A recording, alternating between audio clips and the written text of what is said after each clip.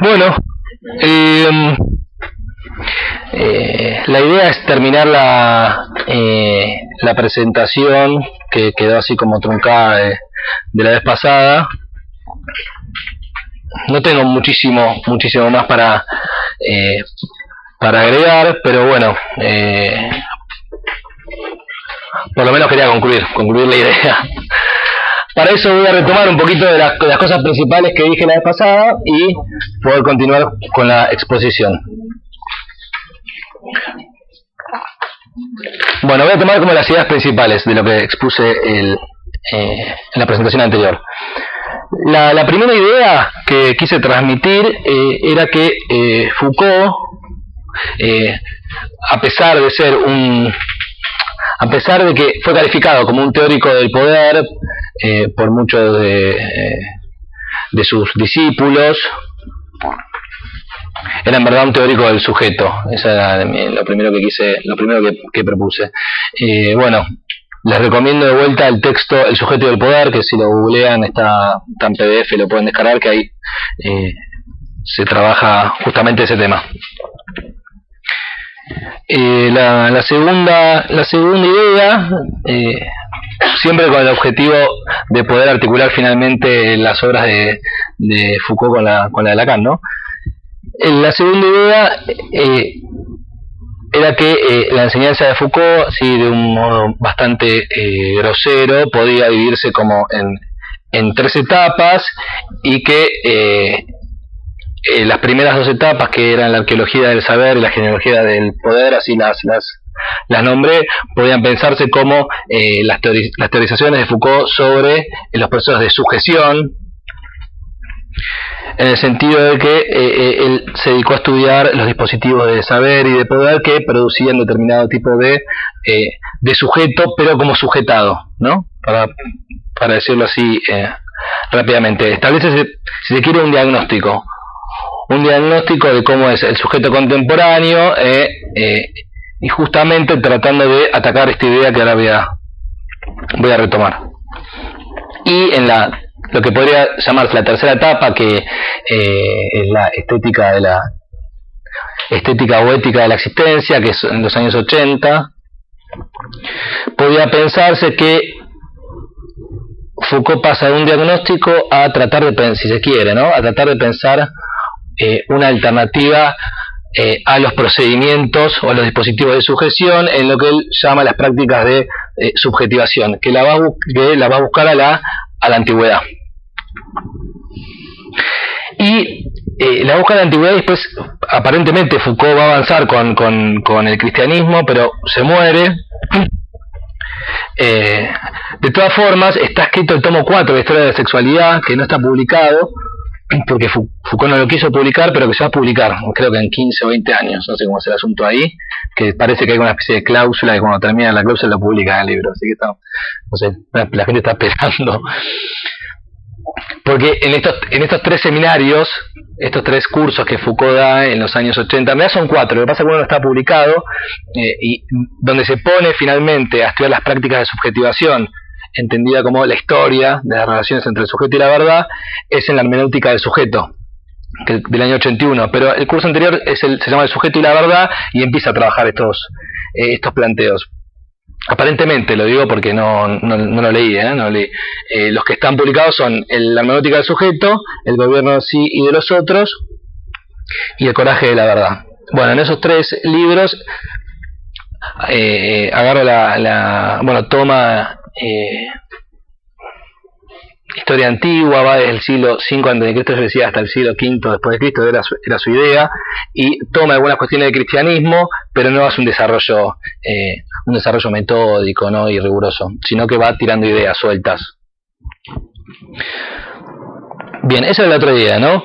Plantearles que en algún momento Foucault entonces busca, si se quiere, prácticas de subjetivación. Y acá entra el psicoanálisis, porque es donde Foucault, luego de haber hecho una crítica explícita a la obra de Freud, que lo ubicaba justamente como una práctica de sujeción. Foucault dice, ubica el psicoanálisis como un heredero del poder pastoral, también eso lo voy a retomar, de la confesión cristiana. y por lo tanto lo ubica como una práctica de sujeción. Ahí donde el psicoanálisis cree que es una práctica liberadora contra, digamos, un poder represivo, llamémoslo así, ¿no? La famosa hipótesis represiva que trabaja Foucault en la historia de la sexualidad. Foucault habla del psicoanálisis como un poder positivo que incita, si se quiere, a hablar del sexo entendido como la esencia del ser humano. Y es ahí donde Foucault critica el psicoanálisis, porque corre, digamos, una esencia para ubicar otra nueva, que es el sexo. ¿Usa ese término, esencia? No recuerdo si habla, no estoy seguro si habla de esencia. La verdad es que no sé.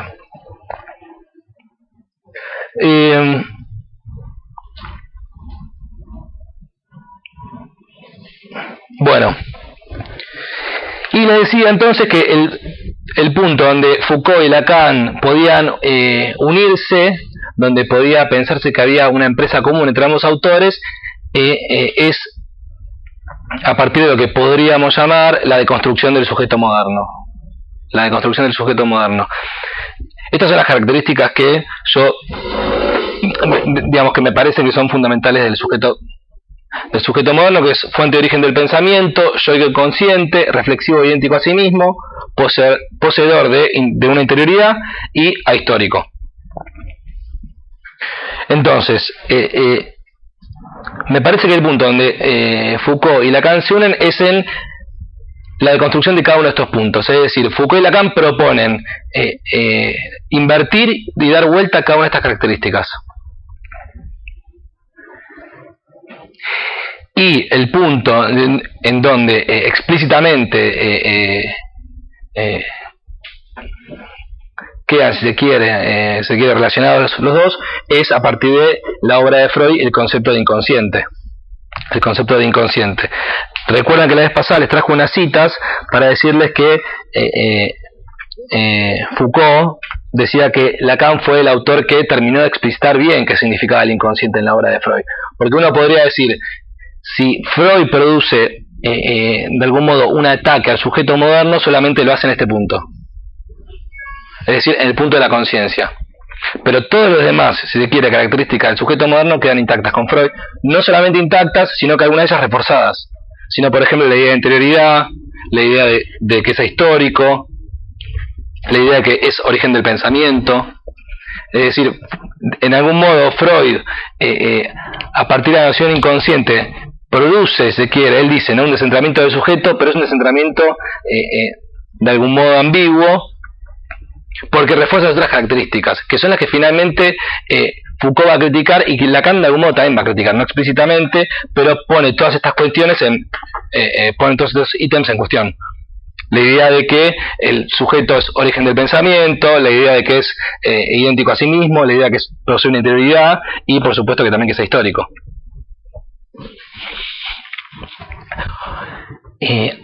Por supuesto que las propuestas que dan Foucault y Lacan para todas estas diferentes características son distintas, ¿no? Digo, porque, por ejemplo, si Lacan no piensa al sujeto como fuente de origen del pensamiento, sino como un efecto, lo piensa, por ejemplo, como un efecto del significante, para tomar una idea. Y Foucault lo piensa como un efecto de la interrelación de los dispositivos de saber y poder, supónganse. Por lo tanto, no se pueden asimilar, pero para ambos el sujeto es un producto.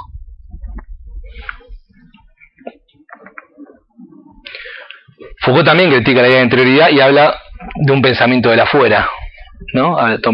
Le estoy tirando así ideas, no me estoy metiendo en profundidad. Habla de un pensamiento del afuera. Y Lacan me parece que este punto es quizás un poquito más preciso, creo, y critica la interioridad, pero no habla de un afuera, sino que habla, por ejemplo, de un entre, de una extremidad, digamos, critica la idea de interioridad, pero sin mandar el pensamiento afuera, y por lo tanto, de algún modo, pone en cuestión la lógica binaria del adentro-afuera. Es bastante interesante ese movimiento de Lacan, la verdad que me parece que es el único que produce ese, porque todos los autores, me parece que criticaron la interioridad, se fueron para el afuera. Entonces de algún modo mantienen como esa lógica binaria de algún modo. Bueno, y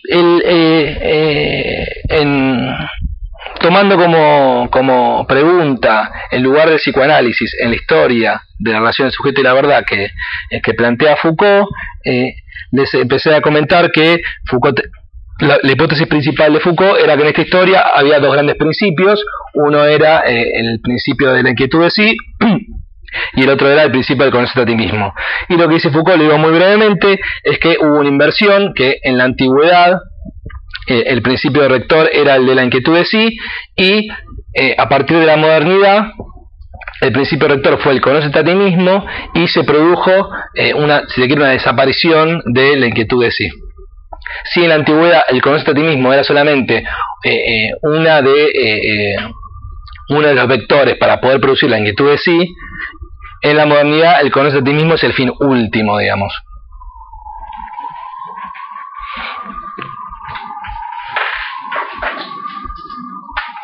También les había comentado que había una coincidencia entre Lacan y Foucault en la hipótesis esta de lo que la hipótesis que Foucault llamó el momento cartesiano, es decir, ¿en qué momento se produce esta inversión? Y ahí Foucault plantea la idea de un momento cartesiano, es decir, a partir del cogito cartesiano y el surgimiento de la ciencia, se termina por desaparecer la inquietud de sí, después lo relativiza, ¿no? Pero pongámoslo de este modo, y el conocer a ti mismo queda como principio rector. Pero Foucault dice, pero ojo que en realidad esto no es algo, no se produce una ruptura en la modernidad, sino que es un proceso que tiene miles y miles de años, que podría ser de que comienza en la teología, dice en un momento, la teología cristiana, versus la idea de espiritualidad, pero que en verdad también podía ubicarse en la antigüedad. Un filósofo dice que es una excepción a los otros filósofos de la antigüedad, que es Aristóteles. Entonces es muy interesante porque produce esta serie de autores que muchas veces Alfredo ubica, ¿no? Aristóteles, algún autor de la Edad Media, Descartes, Kant, en fin, y todo una genealogía de autores que quedan de determinado lugar, ¿no? Versus otros autores. Bien, entonces, no sé si recuerdan todo esto, ¿no? De la inversión que se produce con respecto a la inquietud de sí, pero básicamente, para poder avanzar, lo que dice Foucault es que entonces finalmente la modernidad lo que sucede es que para acceder a una verdad el sujeto ya no debe transformarse a sí mismo, que justamente esa es, si se quiere, la definición de la inquietud de sí, es decir, una práctica a partir de la cual el sujeto se transformaba a sí mismo para poder acceder a una verdad y que esa verdad a su vez lo transformase, ¿no? ¿Y de Metro? ¿Pero que habías contado de Metro? Sí, ahora voy a llegar a ese punto. Finalmente lo que le dije es que es un poco engañoso decir que lo que dice Foucault, después de dar muchísimas vueltas en este curso, que es un curso oral, ¿no? Va y viene, finalmente dice que, y por eso es donde se puede hacer el link con Lacan, que la verdad no está en juego en la modernidad, digamos. No se trata de un acceso a la verdad, sino un conocimiento de objetos. Ya no se puede hablar más de verdad a partir de la modernidad. Y ahí es el punto donde Foucault trae el psicoanálisis. Es decir, en la modernidad prácticamente no puede hablarse de la verdad, excepto algunos autores, ¿no? Que él dice, algunos filósofos que se acercaron a la espiritualidad, y el psicoanálisis. Se pregunta, ¿el psicoanálisis entonces puede ser pensado como una práctica que tiene algo que ver con la inquietud de sí? Tira la pregunta y no la retoma. Bien, y mi idea era justamente poder tratar de, por lo menos preliminarmente, arrimar alguna respuesta a estas preguntas de Foucault. Digo, ¿y por qué era importante? Digo, ¿por qué me parece importante responder a esta pregunta? Porque me parece que lo que Foucault piensa como sujeción y lo que piensa como subjetivación, creo que podría ser pensado como lo que nosotros entendemos como la tendencia a donde va la época y hacia dónde lleva, digamos, a los sujetos. Foucault habla de la individuación, habla de otro término que es el de objetivación, que nosotros no lo tenemos en el programa, pero que es muy interesante porque es lo que hace la ciencia, digamos. Y que Lacan un poco utiliza mucho. Y que Lacan utiliza, y Alfredo también. La vez pasada traje la cita de Alfredo en Estructuras Clínicas, que habla de la objetivación, y por supuesto la biopolítica, ¿no? Todos nociones que nosotros usamos. Que es el diagnóstico que da Foucault de las prácticas modernas que producen determinado tipo de sujeto. Y me parece que al buscar en la antigüedad estas prácticas, Foucault lo que busca es algo que vaya contra esto. Me parece que lo que busca es algo contra esto. No creo que Foucault vaya a buscar prácticas de libertad, como lo llama él, a la antigüedad porque sí, sino porque creo que está buscando modos alternativos en lo que él llama la economía de entre el sujeto, el saber y la verdad, ¿no? Por supuesto en la época actual. Entonces creo que de algún modo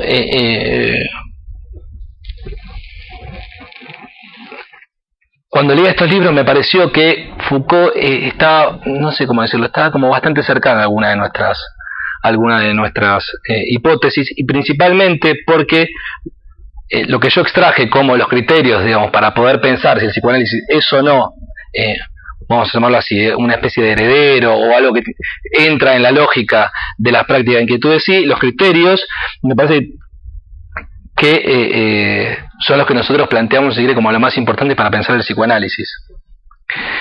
Estos criterios que yo tomé, que son el otro en la inquietud de sí, la figura del otro en la inquietud de sí, después el saber en la inquietud de sí, y por último la verdad y la palabra en la inquietud de sí. Repito que son criterios que yo tomé porque, por ejemplo, ahora sí, la vez pasada apenas lo nombré y después me dio como me pareció que no estaba bien, digamos, que no va ninguna mención al libro, porque es el libro de Alouche, El psicoanálisis es un ejercicio espiritual. Es un libro que toma esta pregunta de Foucault, pero a mí no me gustó mucho. Les comento un poquito de qué trata el libro. No me convenció mucho porque frente a esta misma pregunta, digamos, si el psicoanálisis puede pensarse como un ejercicio espiritual, entendiendo espiritualidad, no sé si recuerdan, como estas prácticas, ¿no? Como estas prácticas. Los criterios que él toma justamente para poder establecer la comparación no me parece que sean los más importantes. Se los menciono rápidamente. Él, por ejemplo, toma como un criterio para establecer la comparación el tema del dinero. El tema del dinero en las prácticas de la inquietud de sí y en el psicoanálisis. Después toma la idea de la transmisión, es decir, la idea de escuela. Se lo digo así muy brevemente. Después habla del otro, tiene un punto que se llama pasar por el otro, pero son, por ejemplo, 3-4 párrafos, digamos, en un libro entero, la importancia que le da a Alouche al lugar del otro en las prácticas de inquietud de sí es minúscula, es muy escueto. Después de la salvación y la catarsis. Esos son, y también de lo que se llama la asociación libre en las prácticas de la inquietud de sí. Son diferentes criterios que efectivamente aparecen en los cursos de Foucault, digamos, la idea de la catarsis en las prácticas de inquietud de sí, y la idea de que uno de los ejercicios espirituales era la asociación libre o el flujo de representaciones que corría, en fin. ¿Y el dinero no entiendo? Y porque hablaba que había un pago, ¿no? Digamos, en las prácticas de inquietud de sí había como un pago, digamos, y toma la importancia del dinero en psicoanálisis. Pero Foucault, Alouche toma Foucault en este libro. Claro, toma Foucault, pero digamos, toma algunos criterios que a mí me parecieron prácticamente irrelevantes, digamos, no me parece una buena argumentación para poder finalmente concluir lo que concluye Alouche, que es que el psicoanálisis es un ejercicio espiritual por estas coincidencias, y por eso es que propone un cambio en el psicoanálisis. No sé si lo saben, pero propone llamar al psicoanálisis speak-análisis, que juega con el speak de espiritualidad y del speak, ¿no? del inglés. Pero ¿cómo se ha pensado la espiritualidad? No termino de entender. Bueno, la espiritualidad, Foucault dice, podría pensarse, digamos, todas estas prácticas como espirituales versus la filosofía, dice. ¿En qué sentido? Que la espiritualidad plantea que para acceder a una verdad justamente es necesaria la transformación. Esa es la idea de espiritualidad. Dentro de la espiritualidad pueden ubicarse dos prácticas en la antigüedad. Una es la ascesis, donde podemos ubicar la inquietud de sí, y la otra que yo mencioné la vez pasada es la erótica, el eros, que era otro tipo, digamos, de transformación del sujeto, pero a partir de una revelación. ¿no? Foucault no trabaja lo de la erótica. Foucault se dedica a trabajar las prácticas ascéticas, no entendido en modo cristiano, sino de la idea de un trabajo. Si se quiere, como dos modalidades de acceso a la verdad en la antigüedad, que uno era si se quiere, una modalidad activa de parte del sujeto, y otro una pasiva, es decir, la verdad que llegaba por revelación. Ya que nombré esto, les menciono algo que se me ocurrió hoy que me parece interesante. Sí, les tiro la idea, no la tengo nada trabajada, pero estudiando sexuación, que estoy con eso para el trabajo de las jornadas, que la verdad que estoy bastante en problemas con ese tema, es muy complicado, pero hay un tema muy interesante que, leyendo lo de la erótica, me surgió una idea que es la siguiente. La erótica, entonces, el eros era para Foucault un modo de acceso a la verdad, es decir, un modo de relación del sujeto con la verdad y el saber, que tenía que ver justamente con la revelación, ¿no? Una revelación divina que poseía el sujeto.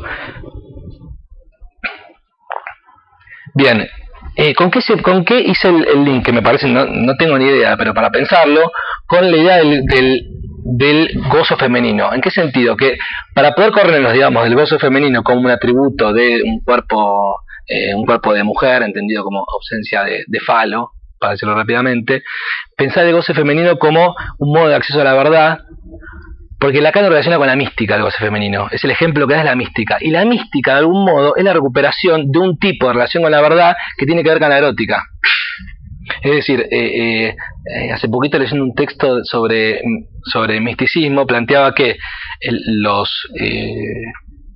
estudio de los místicos, principalmente fines de la Edad Media, los místicos surgen en el momento en que Dios ya se retira, digamos, en que Dios se empieza a retirar, por decirlo de algún modo, y la mística funcionaba así como un intento de recuperación de ese Dios que estaba perdido a partir de un acto de revelación de Dios, un acto de posesión de Dios una vez que Dios se ha retirado, digamos.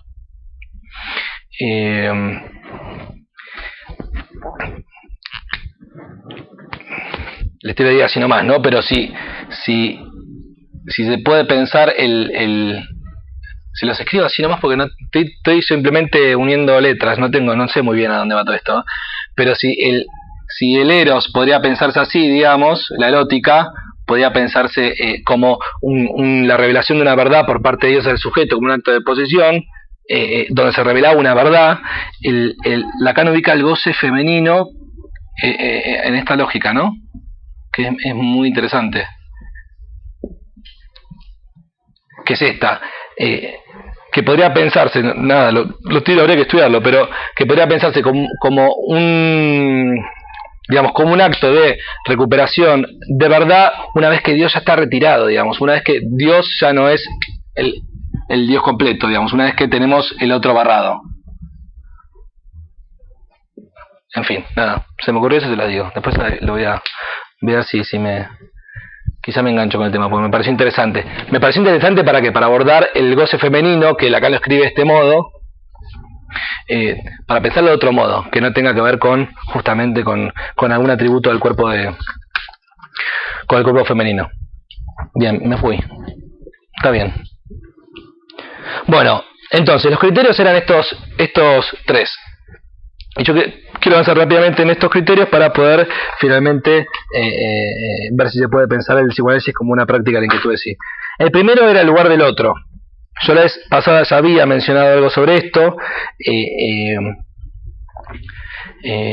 Para decirlo brevemente, así no me repito, el otro, la figura del otro en la inquietud de sí es absolutamente fundamental. O sea, está de principio a fin. Y aparecen dos modalidades.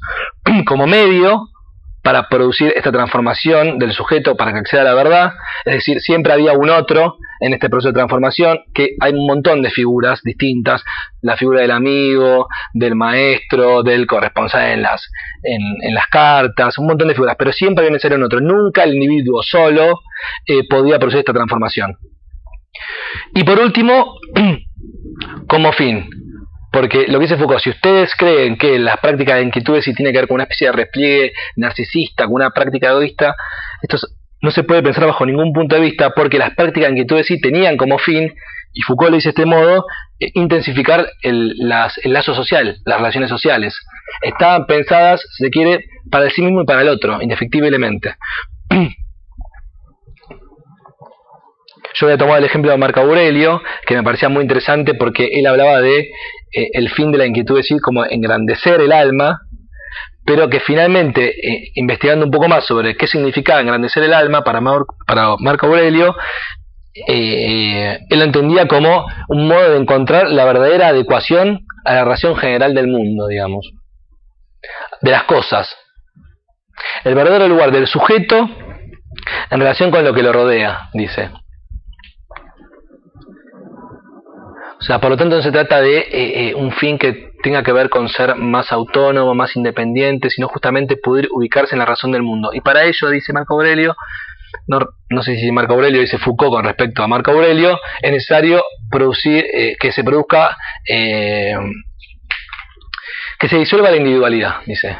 Para poder acceder a esto es necesario que se disuelva la individualidad. Bueno, voy muy rápido porque esto ya lo mencioné, pero indudablemente la figura del otro en el psicoanálisis lacaniano, ¿no? es absolutamente fundamental y no puede pensarse nada del psicoanálisis de Lacan sin esta figura del otro. También podría pensarse que el otro en Lacan aparece también como medio y como fin. La vez pasada les traía la cita de Función y Campo de la Palabra, donde Lacan decía que el fin del análisis es la realización del sujeto asociado a una obra humana. Inmediatamente antes dice, no me acuerdo exactamente la frase, pero dice, no tiene nada que ver con el individuo, el individualismo, y antes de eso habla de la topología del psicoanálisis como un anillo, unido a otro collar de anillos, en fin. La topología de la cual nos servimos para pensar justamente el sujeto y el otro en psicoanálisis. Bueno, me parece que con la figura del otro en las prácticas en que tú decís no hay mucho lugar a dudas, esto es fundamental. Foucault llega a decir que si él se interesó tanto en las prácticas antiguas de que tú decís era porque le interesaba muchísimo esa figura del otro.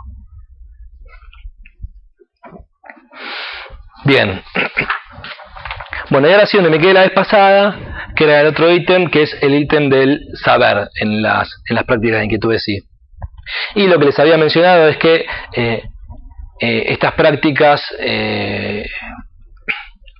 implicaban necesariamente una ganancia de saber. ¿Qué es lo que necesita saber? Acá citaba, ¿no? Necesita saber que no sabe, dice Foucault, y al mismo tiempo que sabe más de lo que sabe. O sea, muy acorde a la idea de un saber no sabido.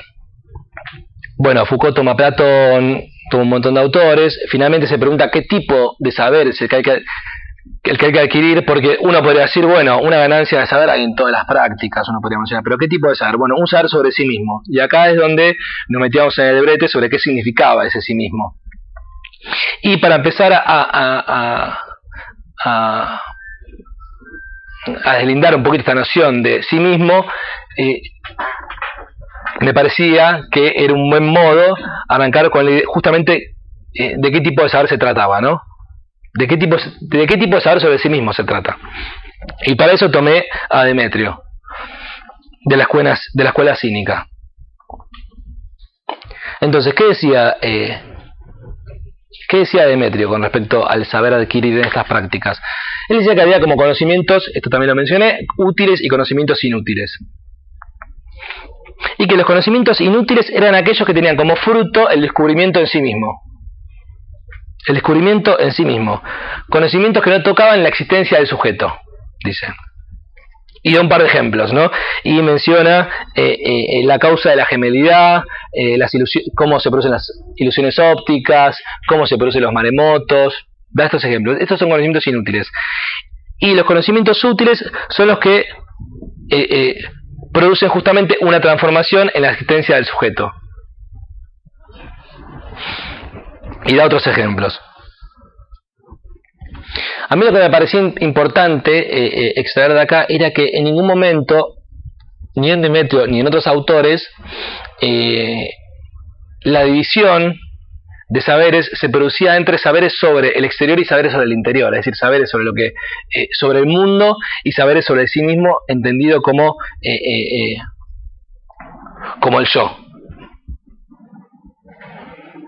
Es decir, Demetrio no desestima en ningún momento los conocimientos exteriores en favor de los saberes sobre el yo mismo, porque lo importante para él es que el saber modifique justamente la existencia del sujeto, saberes que tengan que ver, que modifiquen el etos, dice él.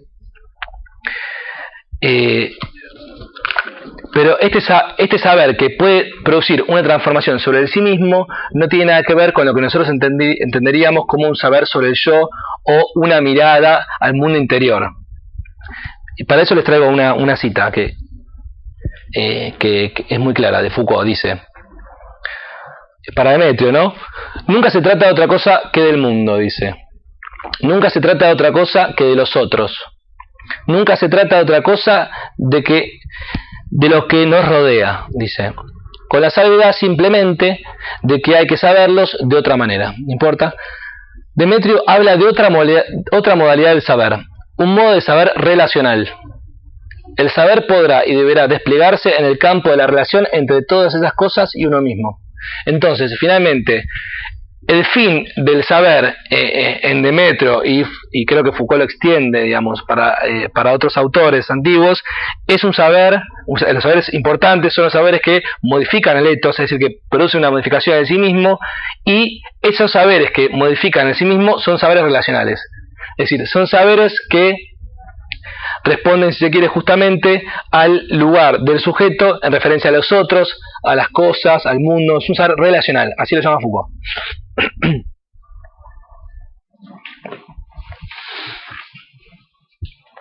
Saberes que producen etos, dice. El conocimiento útil entonces será este. Me pareció muy interesante porque lo que Demetrio caracteriza como saberes inútiles son lo que nosotros pensaremos en la actualidad como conocimientos científicos. Entonces, podrían establecerse tres tipos de saber. Uno es este saber que nosotros podríamos llamar científico y que se caracteriza por no afectar a la existencia misma del sujeto. Aunque lo que formule sea cierto, sea válido, no producen etos en los términos de Foucault, ¿no? En segundo lugar, otro tipo de saber que ahora lo voy a retomar con más detalle, que es un saber sobre el mundo interior, que está basado en el desciframiento de la conciencia y la exégesis del sujeto, que es propio del modelo cristiano, del conócete a ti mismo en el cristianismo,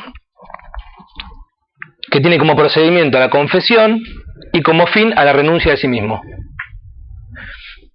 Y por último, un saber relacional, que es propio de la inquietud de sí, que es afín a las conexiones entre el sujeto y la instancia de otra edad, por llamarlo de algún modo, y que está ajustado a lo que Foucault llama una techne to view, o un modo de ser en la vida, y que tiene como fin la constitución de un sujeto nuevo, ¿no?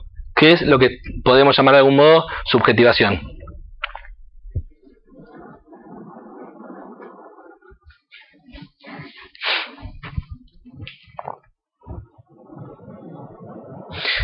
Todo esto, digamos, me parece que a esta altura de partido ya puede ponerse en cuestión de algún modo la idea del sí mismo como en un sentido unívoco. Lo que queda bien claro a lo largo de los textos de Foucault es que el sí mismo va tomando diferentes características según la época, por ejemplo, el sí mismo de la antigüedad, sin lugar a dudas, no es el sí mismo que está en juego en las prácticas cristianas, y no es el sí mismo que está en juego tampoco en la modernidad a partir de la ciencia. Me parece que no, justamente porque de algún modo lo que nosotros consideramos un sí mismo fue exponencialmente, si quieren, exagerando estas características, digamos. Para nosotros el sí mismo es la interioridad. Ahora, ¿cómo entendemos el sí mismo? Como la interioridad, como algo que es idéntico a sí mismo, justamente como algo que puede ser origen y fuente del pensamiento. Les traigo todo esto ¿por qué? Porque cuando yo empecé a leer, digamos, Foucault, a mí la noción que me complicaba para avanzar es la idea de sí mismo. O sea, bueno, si ya está, si habla de sí mismo estamos fritos. Lo que pasa es que el sí mismo en la antigüedad, tal como por ejemplo lo plantea Marco Aurelio, como después lo plantea Séneca, o mismo como lo plantea Demetrio acá, de algún modo está íntimamente relacionado con una instancia de otredad. Digamos, no se puede pensar al sí mismo, sino justamente a partir de la relación del sujeto con el otro. Pero porque me parece que no estaban en juego todas estas características. Yo en este momento, yo me enganché por el lado y me fui por ese lado, me parece muy divertido, por todo el lado de la interioridad, porque me parece que es fundamentalidad cómo se piensa la espacialidad en las diferentes prácticas. Pero también hablaste de enunciado en tercera persona, ¿no? No, esa fue Aide. Esa fue Aide. Que me dijo, bueno, pero en realidad vos te complicas con el sí mismo. Pues es interesante lo que me dijo. Pero en verdad el sí mismo ya implica. Implica que alguien lo diga, que un otro lo diga. Porque si no sería un conocimiento de mí mismo. Ya el sí mismo ya da la idea de que alguien diga sobre eso. Sí, es cierto. Es cierto.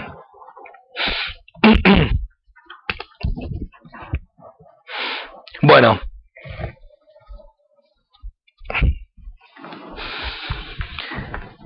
y otra cosa que me dijo, ya vuelvo, pero otra cosa que me dijo que me pareció muy interesante, la verdad es que me sirvió muchísimo, es que Foucault en algún momento dice, ¿cómo es que se transforma un individuo en un sujeto? Y a mí me molestaba muchísimo que él trajese nuevamente la idea de individuo.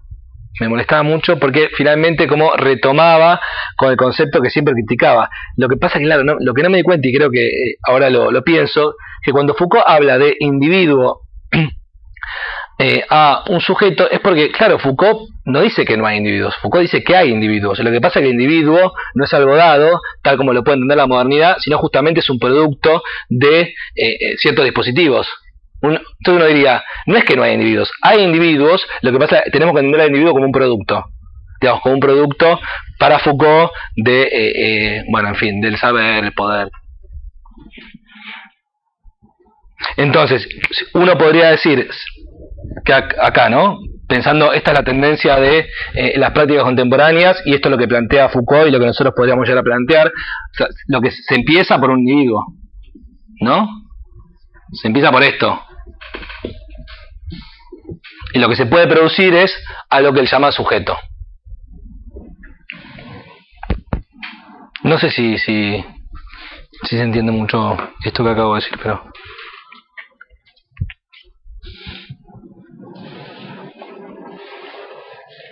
Hoy leía justo en la contratapa de los escritos número 1 que en un momento Lacan dice lo que en realidad existe son individuos, dice.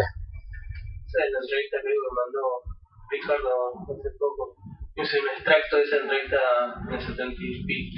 Sí, que no me acuerdo. La selección a Miller. La contratapa de... Creo que no la traje, que embole, porque es interesante. Eso es todo, algo así. Sí, lo que hay son individuos.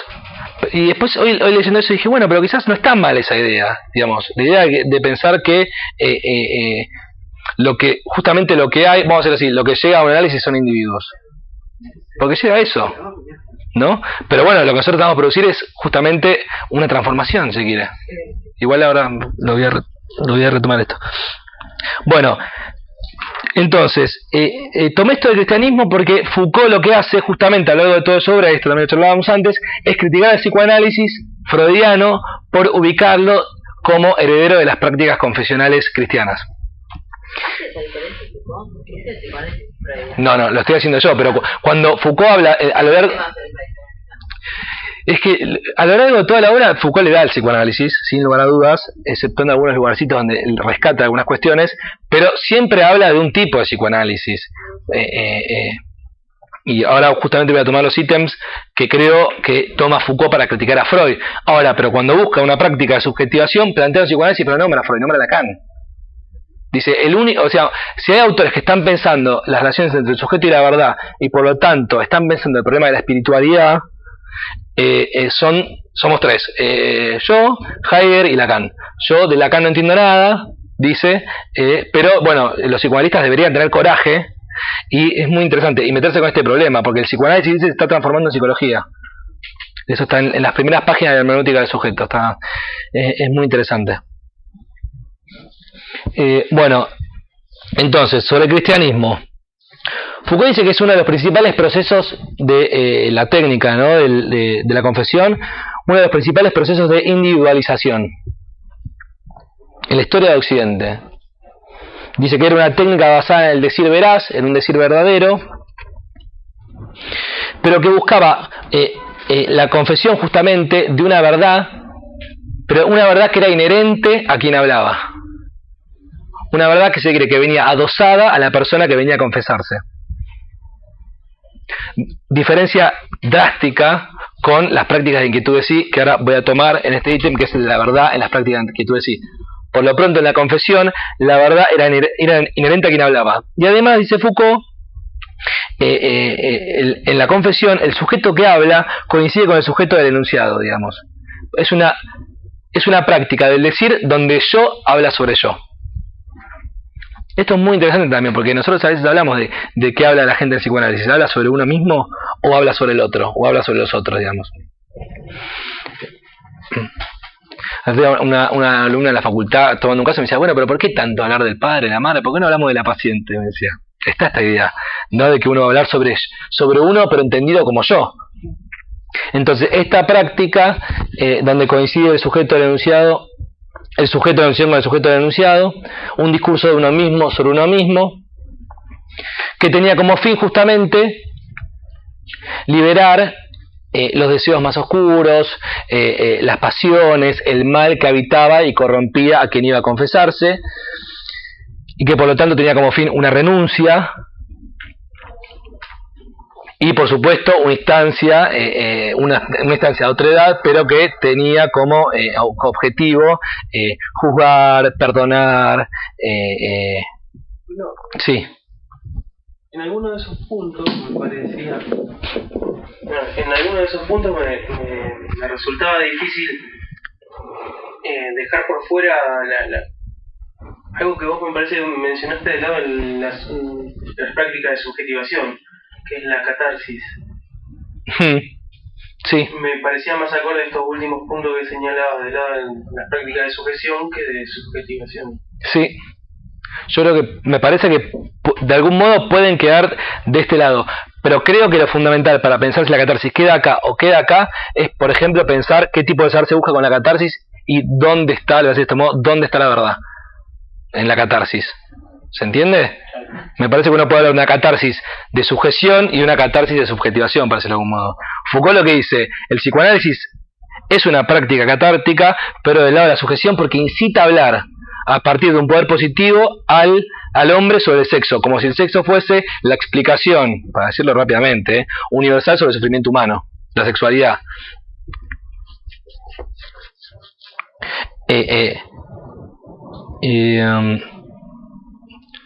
Parafraseo a Foucault, toma una frase de Foucault. Freud, una vez dicho, ¿no?, esto sobre las prácticas cristianas, Foucault se pregunta, ¿Freud transfirió la confesión de la rígida retórica barroca de la Iglesia al relajante diván del psicoanalista? O sea, finalmente, todos estos puntos, ¿no? La idea de de un decir verdadero, donde se busca una verdad inherente a un individuo, donde quien habla, donde el sujeto del enunciado coincide con el sujeto de la enunciación, y finalmente esta instancia que se quiere una instancia moral. ¿El psicoanálisis se trata de eso? Entonces, desde cierta perspectiva, la crítica de Foucault a la obra de Freud, uno podría decir que es bastante acertada. ¿En qué sentido? Primero, justamente, la idea de una verdad inherente. Es decir, uno podría decir que para Freud, si hay una verdad, esa verdad es interior, ¿no? Es una verdad interior, a quien habla. Justamente por pensar el inconsciente como una interioridad, o al aparato psíquico como una interioridad. En ese sentido, esto es lo que siempre, ¿no?, también mencionamos. Freud puede decirle a un analizante, bueno, eso que vos dijiste lo dijiste vos, no lo dije yo, porque creía justamente que la verdad podría salir, digamos, del aparato psíquico de quien consultaba. Claro, estaba proyectando.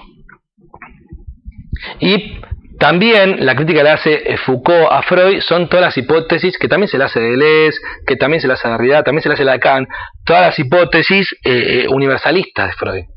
Es decir, todas las hipótesis que ubican al ser humano con determinado tipo de características ahistóricas. La idea de que la pulsión es un atributo del hombre, el inconsciente, el complejo de Edipo, en fin, todas las hipótesis de Freud que sin lugar a dudas son universalistas y ahistóricas, ¿sí?, para todo el mundo, para todas las épocas. Entonces, retomando lo que decía antes, Freud se adjudica el descentramiento del sujeto, dice que es la tercera revolución narcisista, pero de fondo uno puede decir, es cierto, Freud toca este punto, pero deja todos los otros puntos sintácticos y uno podría pensar hasta los refuerza algunos. Por ejemplo, la interioridad. Porque si ya el individuo, digamos, en un sujeto cerrado para los otros, porque mis pensamientos son míos y no del otro, pero es un doble proceso de cerramiento, porque el sujeto está cerrado para los otros, pero está cerrado también para sí mismo. Eso es lo más interesante en Freud, porque el otro no sabe lo que yo puedo pensar, pero además hay un pensamiento en mí que no sé cuál es, pero que es mío. Es bastante interesante todo eso. Bueno, ahora, tomando en cuenta la obra de Lacan, ¿cómo podemos pensar estas características? Y creo que desde la obra de Lacan me parece mucho más fácil responder a estas críticas de Foucault. Un par de puntitos, y creo que el tema me parece que se resuelve rápidamente. En primer lugar, con respecto al lugar de la verdad, y después lo voy a retomar un poquito mejor, la verdad no es inherente al individuo bajo ningún punto de vista, sino, vamos a decirlo así, al lenguaje. Después lo voy a retomar. Después, toda la idea de interioridad en Lacan es criticada de principio a fin, sin lugar a dudas. Creo que todo el uso de la topología, entre otras cosas, pero sin lugar a dudas sirve para poner en cuestión esta idea de interioridad. Y como les decía, me parece que es un poquito más piola que Foucault al ubicar los elementos no afuera, sino en una lógica un poco más compleja. Me parece que podría ser del entre, que me parece que no significa afuera, o finalmente el neologismo de extimidad, que habría que trabajarlo bien porque es muy interesante, porque plantea la idea de una intimidad pero exterior, en fin, es como una lógica que no queda planteada adentro afuera, plantea como una otra posibilidad de pensar. Bueno, por supuesto que el psicoanálisis no libera las faltas ni promete la salvación. De hecho está planteado como lo propio, no como lo interno o lo externo, sino como lo propio. Claro, lo propio, sí. Rompe ahí la posibilidad de pensar interior-exterior, metiendo lo propio, el nombre propio y demás, como ese movimiento que se necesita para apropiarse de algo que no es tuyo y es tuyo, pero no lo usan en términos de espacio, de adentro a afuera. Sí, es interesante, no lo había pensado eso, pero está bueno, sí, es verdad. Sí. Perdón. Bueno, y después, repito, no es evidente que el psicoanálisis no libera las faltas, no promete la salvación, y justamente si las prácticas cristianas tenían como fin el renunciamiento, la renuncia de sí mismo, justamente si se quiere el psicoanálisis toma esa renuncia de sí mismo, para decirlo de algún modo,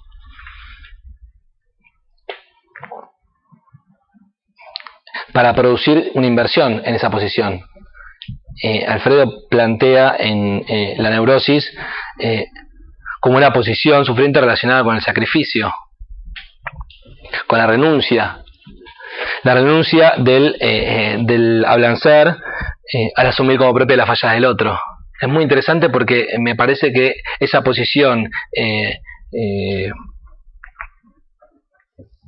de renuncia con la cual a partir de la cual consulta, ¿no?, la gente, sin lugar a dudas está relacionada con toda la historia del cristianismo y la herencia que nosotros tenemos como occidentales en el cristianismo. Es más, la idea del nombre del Padre habría que investigarlo mucho mejor, no tengo ni idea, pero como significante que legaliza la estructura tomado del cristianismo, tomado del cristianismo. Por lo tanto, no, bajo ningún punto de vista puede pensarse, según los criterios que utiliza Foucault para pensar las prácticas confesionales, con el psicoanálisis tal como lo plantea Lacan. Y con respecto a esto de la moral, les trajo una cita de Freud, porque me pareció muy linda, porque digamos, a Freud, algo que no se le puede criticar en cierto sentido, es que permanentemente trataba de decir: nosotros no somos bajo ningún punto de vista una instancia moral. Está con la cita, me pareció, está buena.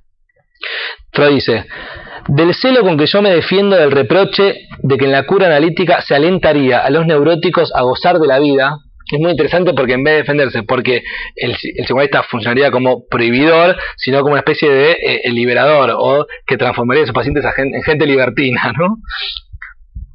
Bueno, no pueden ustedes lícitamente inferir que los influimos en el sentido de la moralidad social, dice. Estamos tan lejos de esto como de aquello, ¿no? De prohibir como de incitar a que la gente vaya a gozar de la vida. No somos, por cierto, reformadores, sino meramente observadores. Les traigo esto porque me pareció genial que, hablando de un problema, si se quiere, moral, a Freud se le escapa su perspectiva epistemológica, ¿no? Porque dice: nosotros no somos reformadores, sino observadores, nada más. Bueno, en fin. ¿De dónde es? Ya te digo, creo que es de uno de los textos sobre transferencia. ¿No? ¿Dónde está?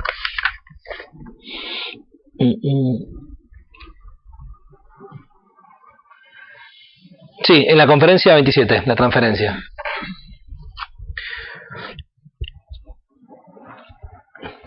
Bueno, entonces me parece que de algún modo sí pueden tomarse las críticas que le hace Foucault al psicoanálisis desde la perspectiva de Freud con respecto a lo que puede llegar a heredar de las prácticas cristianas, y por lo tanto ubicarse como una práctica de sujeción, en el sentido que individualiza, por ejemplo. Se dan cuenta que todo no cierra perfecto, ¿no? Porque no creo que se pueda hablar de biopolítica, no sé, habría que pensarlo bien, pero biopolítica y cristianismo, me parece que no es posible. Pero, por ejemplo, la idea de individualizar, de producir un proceso de interiorización, y por supuesto también la idea de incitar a hablar en el sentido de una verdad inherente a aquel quien habla. Por ejemplo, la crítica que le hace Foucault es que la verdad inherente a aquel quien habla para el psicoanálisis es una verdad sobre su sexualidad infantil.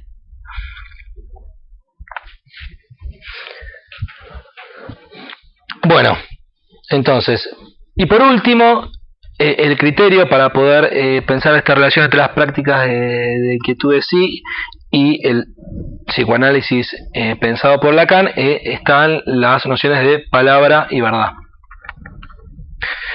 El concepto que utiliza Foucault, y es el que trabaja en los últimos dos cursos de el gobierno decide los otros y el coraje de la verdad, es el concepto de parresía. Voy a usar otro color así se ve.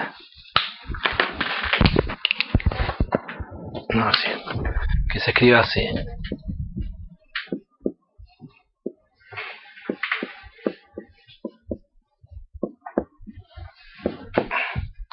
Parresía.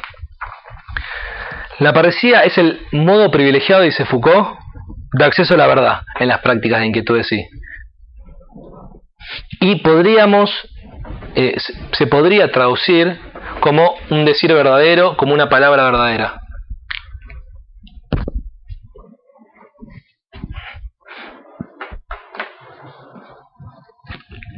Al igual que la inquietud de sí, es bastante difícil definir estrictamente qué es, porque las modalidades, se quiere, de la parresía son bastante distintas. Foucault toma de vuelta desde el siglo V a.C. hasta el cristianismo modalidades de parresía. Sin embargo, pueden extraerse como algunas características principales de la parresía. ¿Dónde hace mención a dónde trabaja la parresía? En los dos últimos cursos, el gobierno decide los otros, que está dedicado, es muy interesante ese libro porque está dedicado al problema de la parresía o de la palabra verdadera en la política, digamos, en la democracia. Se plantea ahí como la imposibilidad de unión entre filosofía y política. Dice, cómo sostener una democracia de un buen modo si se sostiene la idea de primero parresía, es decir, de palabra verdadera y además de palabra libre. Porque lo que va a decir Foucault es que la palabra verdadera se opone radicalmente a la palabra de la persuasión o de la adulación, y que por lo tanto, en el momento en que se instala la democracia y se permite hablar libremente, empiezan a aparecer justamente el problema de para decirlo rápidamente, la demagogia, la idea de querer persuadir, pero que no esté en juego una palabra verdadera. Por lo tanto, uno diría no puede haber filósofo que haga política en ese sentido, porque el filósofo tiene como tarea decir una palabra verdadera cueste lo que cueste, por más que no le guste a nadie. Ahí analiza la figura de Pericles, de Sócrates. Está buenísimo ese curso.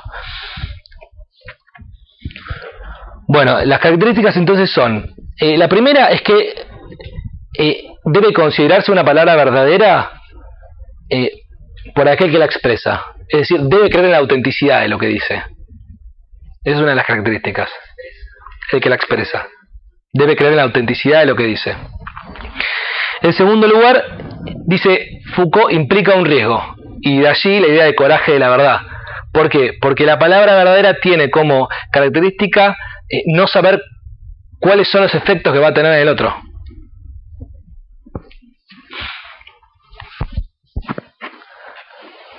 Por lo tanto, los efectos son desconocidos y por lo tanto implica la virtud del coraje, dice. En tercer lugar, se distingue de la retórica, porque no tiene objetos persuasivos, y de la adulación, porque no tiene ningún tipo, no busca un beneficio personal.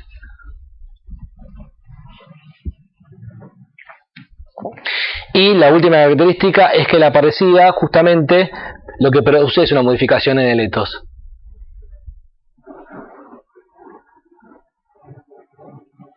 Entonces, para Foucault, si el individuo se transforma en sujeto, se constituye como sujeto en relación consigo y con los otros, es a partir de un decir veraz, de una palabra verdadera.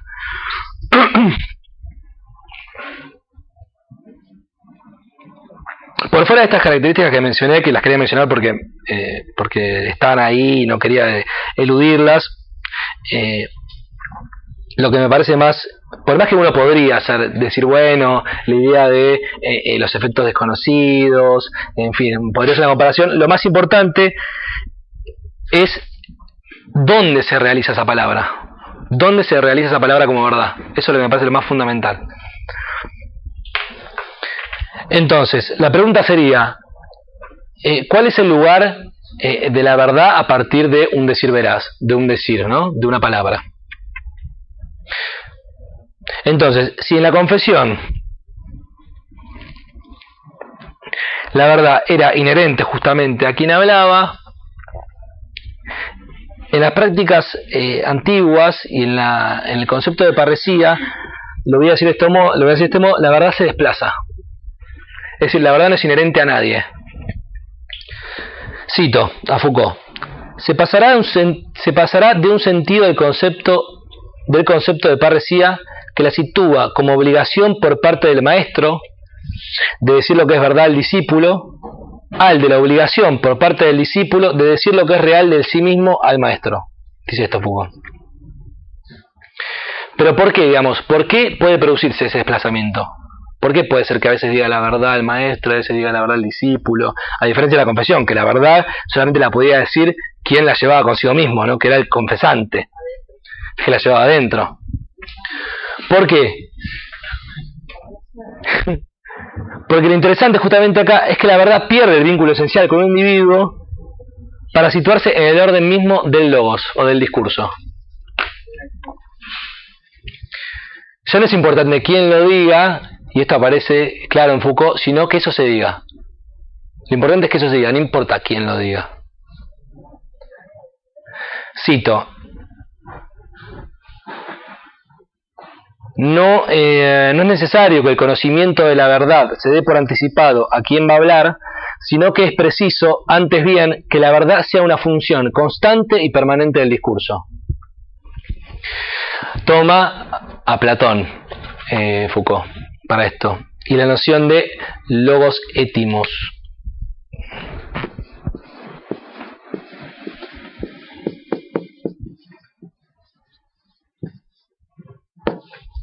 No sé si se pronuncia así, no sé si alguien sabe cómo se pronuncia. Entonces dice, esta noción de logos étimos en Platón se refiere a la idea de que el lenguaje, las palabras, las frases, en su realidad misma tienen una relación originaria con la verdad. El lenguaje, las palabras, las frases llevan en su seno lo esencial, la verdad a lo cual se refieren. Bien, por lo tanto, entonces, si en las prácticas de inquietudes la verdad puede ser dicha por cualquiera, no es porque la verdad esté en los dos, sino porque la verdad esté entre los dos. Y ahora voy a ir a ese punto.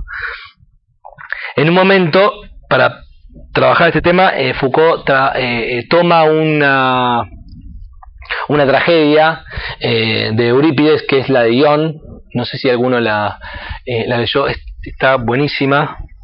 Obviamente no la voy a mencionar porque podemos estar 1000 años, pero Foucault hace una comparación con Edipo. Foucault toma mucho Edipo, habría que también otras áreas de esto. Todo lo que dice Foucault sobre Edipo es genial, y creo que toma Edipo para justamente establecer de vuelta esta comparación, porque dice, en la tragedia de Ión, a diferencia de Edipo Rey, que Foucault dice que en este último, en Edipo Rey, el procedimiento de la búsqueda de la verdad es llevado a cabo por un individuo, que es Edipo. Es llevado a cabo por un individuo, es alguien que va en busca de la verdad, ¿no? Tiene un agente principal, un actor central que es el mismo Edipo.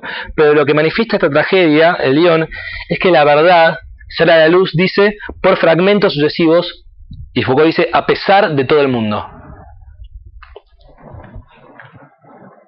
Entonces, en Ión, no importa el contenido de la tragedia, lo distintivo justamente es que la verdad no se presenta como la posesión de alguien que la carga consigo mismo, sino que la verdad se revela, pero porque se encuentra en sí misma fragmentada, desgarrada, se encuentra en el cruce de los discursos, dice, en el cruce de los discursos.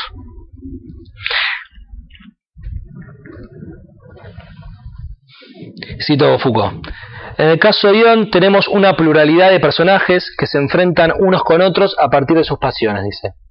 Y del choque, del centelleo de esas pasiones, en cierto modo van a ser, y subrayo, entre ellos, sin que lo hayan querido demasiado, la verdad. Una verdad que va a provocar el apaciguamiento de las pasiones.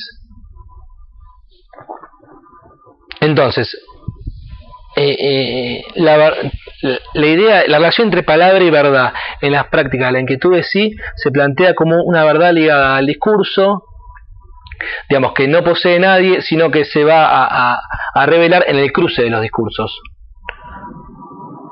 en el entre de los que participan en la búsqueda de esa verdad, ¿no?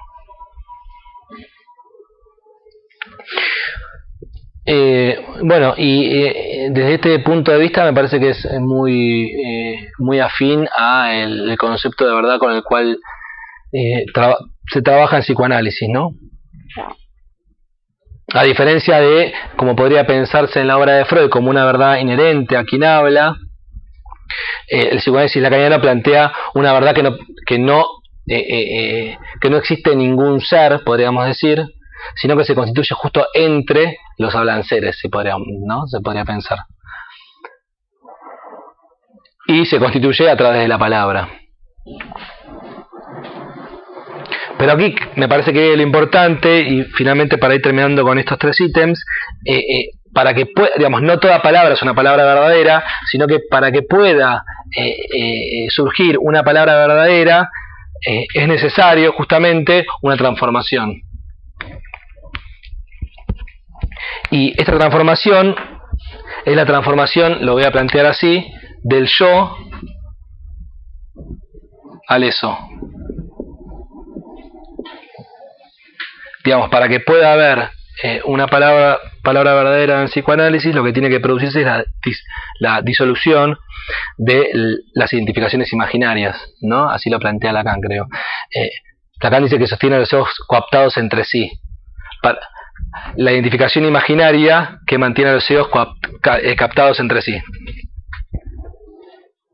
Entonces, para que pueda pasarse de una palabra vacía, por decirlo de algún modo, ¿no?, una palabra plena del dicho al decir, no se esté buscando distintos modos de decirlo, es necesario que se produzca este proceso, ¿no? Que desaparezca el yo y que aparezca el eso. Que aparezca, digamos, que pueda surgir la idea de una palabra que no surge de ningún yo, sino que eso se diga justamente.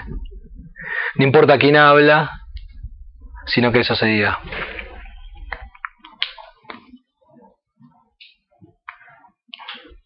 Justamente el trabajo que presenté el año pasado en la jornada tenía que ver con el lugar del analista con respecto a este desplazamiento. Es decir, cuál es el lugar del analista para que pueda producirse justamente el pasaje de un yo a un eso habla. Se quiere la ética del análisis con respecto a eso. Bueno, en Lacan aparece la frase yo la verdad hablo, ¿no? Todas estas ideas, y también muy interesante en intervenciones sobre la transferencia, la idea que la verdad no sería un ente que se pueda revelar, sino que se produce a partir de un proceso dialéctico, de inversiones dialécticas, de un proceso dialógico, de un diálogo. O sea, es una verdad, si se quiere, fragmentada.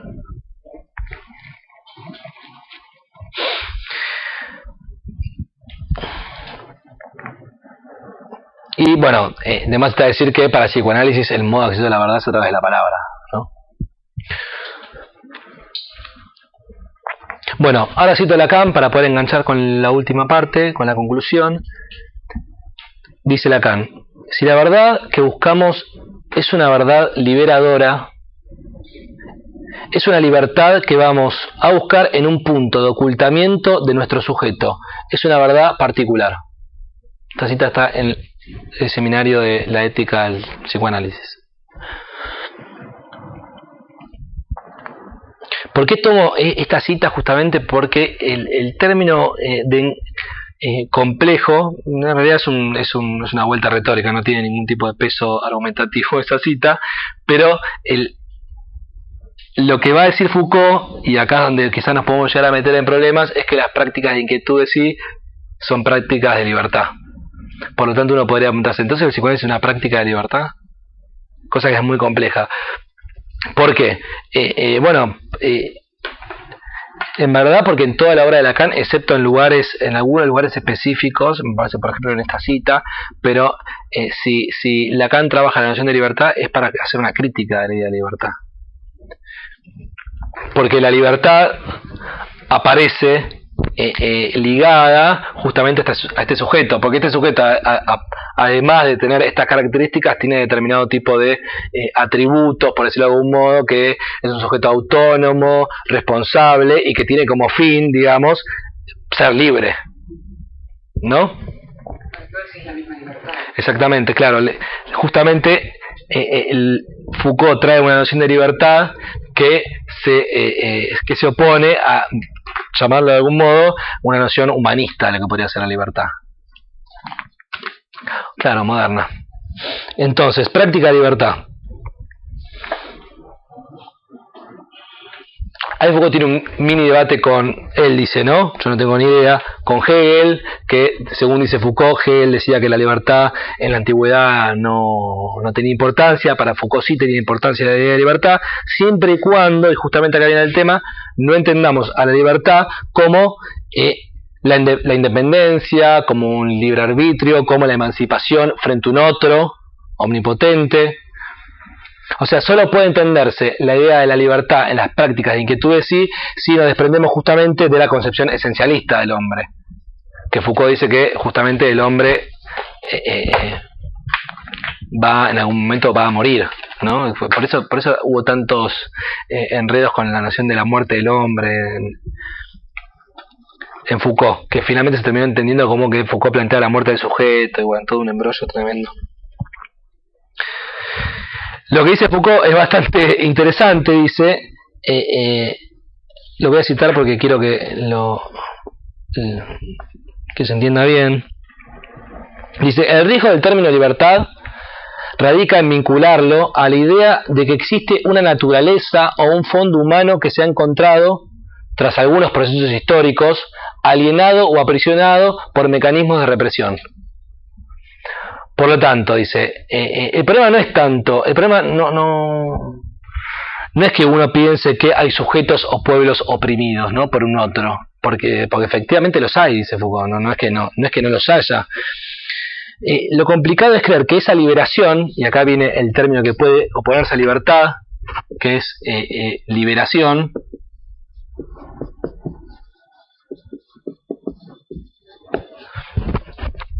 Lo complicado es creer que esa liberación llevaría a una relación natural plena del sujeto consigo mismo, o de un pueblo, si quiere, consigo mismo. Es decir, puede haber, si quiere, un proceso de liberación, de romper las cadenas, de desprenderse del otro, de separarse del otro, pero sin embargo, eso no necesariamente no va a llevar a la libertad.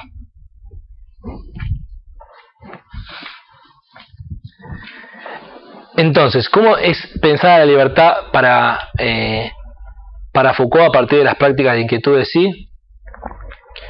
Foucault dice de este modo, es como muy amplio, ¿no? Es muy complejo, pero dice que a partir de la relación con el logos y con la verdad, el sujeto puede definir formas válidas y aceptables de la existencia.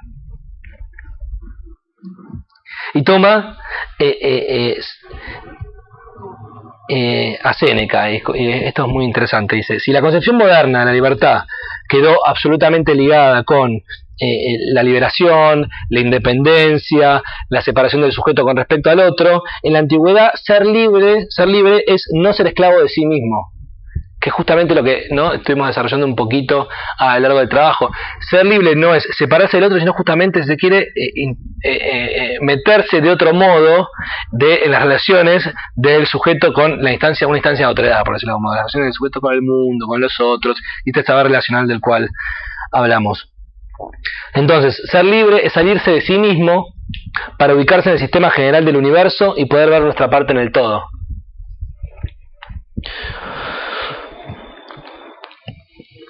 Bueno, acá tengo algunas definiciones más con respecto a esto, ¿no? Dice: ser libre es insertarse en el mundo y no arrancarse de él, es ubicarse dentro de un mundo íntegramente relacional y racional.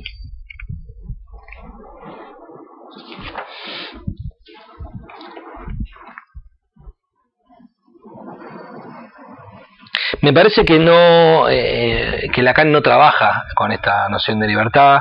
Me parece que la idea de libertad en Lacan justamente está vinculada a libertad tal como se la entiende la modernidad, y por eso queda muy ligada a que sería lo que Foucault plantea como liberación, y que queda muy ligada a la idea de locura. Justamente la idea de locura sería como llevar todos estos elementos al extremo, ¿no? Lo que sería la éxtasis del ser. Es decir, creer que uno es en sí mismo por fuera del otro. Para decirlo muy brevemente, ¿no? Está todo, bueno, esto de Freud lo trabajó en modo muy detallado en un curso que dio llamado El deseo del analista, que trabaja con la hipótesis de Rabinovich sobre el fin de análisis, sobre la idea que se logra un margen de libertad a partir de la separación del otro. Uno podría decir que la idea que tiene Rabinovich sobre el fin de análisis y la libertad es una idea que nosotros planteamos como liberación. Lo que se plantea como liberación, ¿no? Bueno, que se separe, que sea autónomo, que pueda decidir por sí mismo. ¿Qué es? Bueno, ya termino. Entonces, finalmente me parece que a partir de la crítica al individualismo,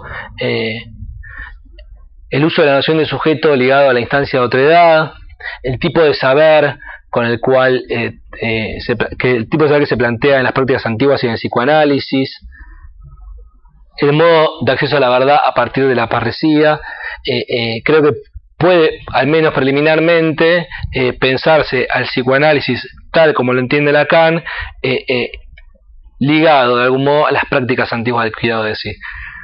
Me parece que no es posible decir, como hace Lush, que el psicoanálisis es una práctica espiritual, justamente porque lo que hay que definir bien es el modo en que el psicoanálisis trabaja con la verdad particular, a diferencia de las prácticas antiguas. Por lo pronto uno puede decir, en la antigüedad los sujetos eran sujetos prescientíficos, o sea, el modo, la relación que tiene el sujeto contemporáneo, por llamarlo de algún modo, con el saber y la verdad es distinto al que se juega en las prácticas de la inquietud de sí. Pero sí me parece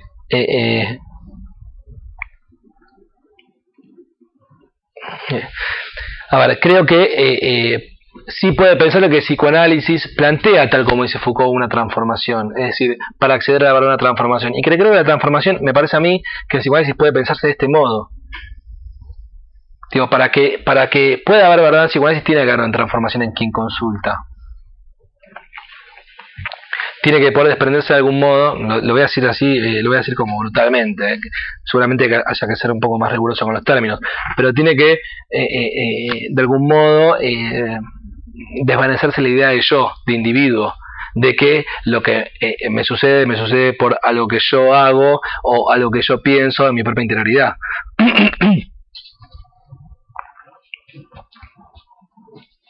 Y el pasaje de un discurso yoico justamente a un eso se dice, a un eso habla. Y creo que desde ahí podría pensarse la idea de la transformación. Digamos, a descubrir el discurso del otro. Claro. Me parece que puede articularse con la idea de Marco Aurelio de disolución de la individualidad.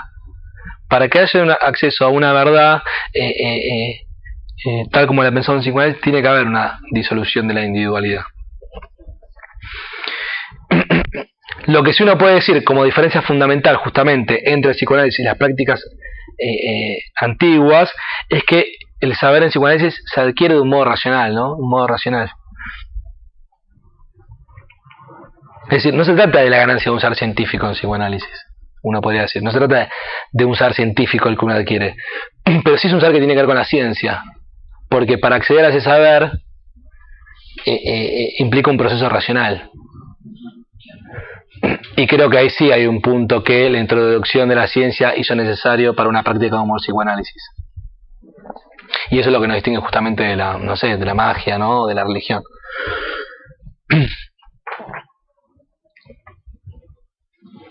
Bueno, me parece que con esto es todo.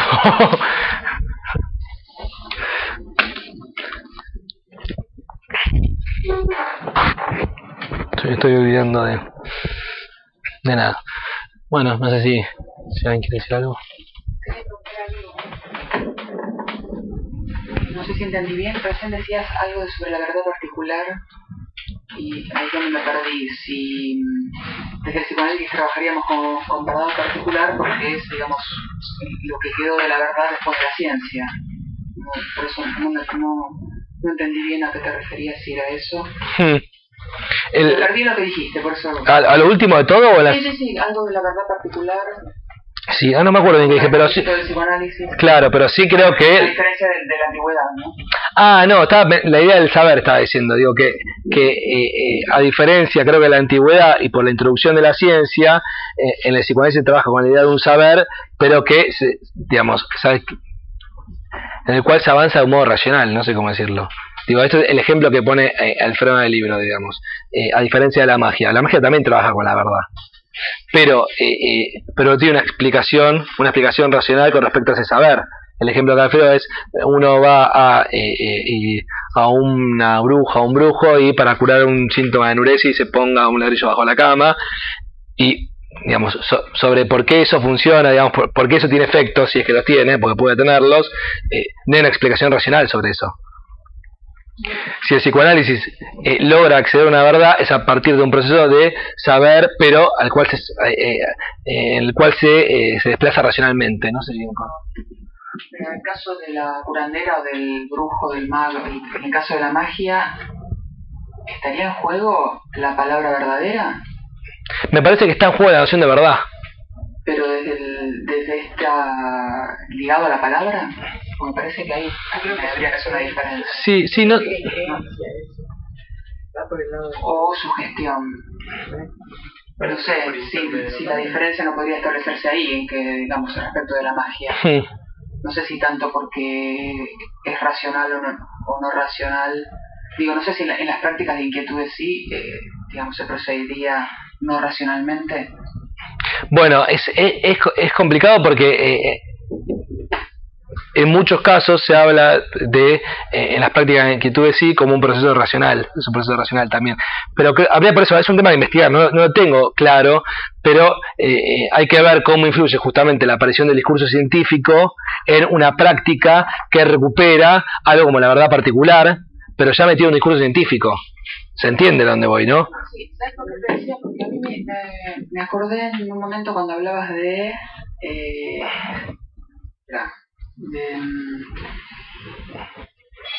creo que lo anoté, de esta cuestión de la democracia y la virtud del coraje. Sí, que, digamos, la palabra verdadera requería de la virtud del coraje y se diferencia de la retórica, de la adulación, y se diferenciaba de la filosofía. No, justamente no. ¿Habías hecho una diferencia con la filosofía? No, eso, la diferencia con la filosofía la mencioné cuando Foucault distingue espiritualidad y filosofía. Bueno, pero el tema de la espiritualidad ligado a la virtud, me acordé que en un momento en el seminario 2, Lacan hace referencia a que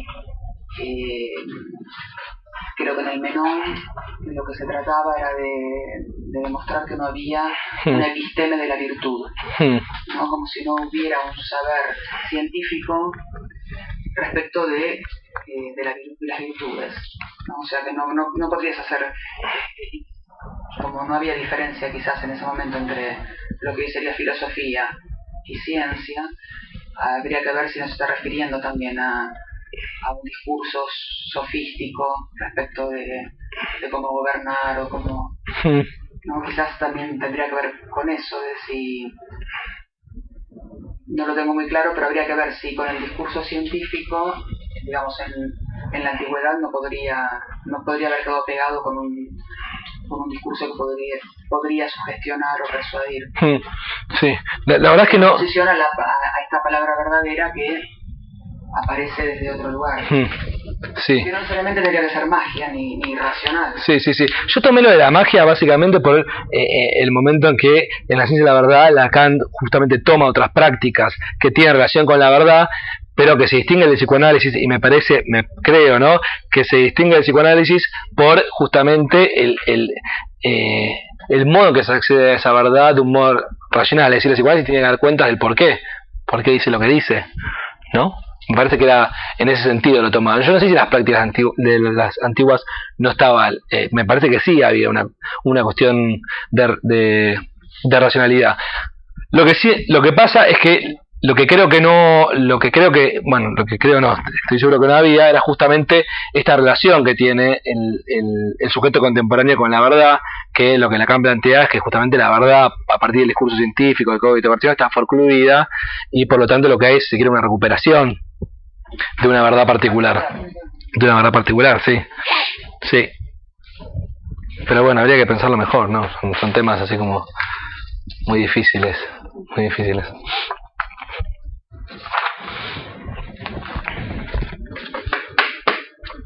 Bueno, vamos, antes que se largue.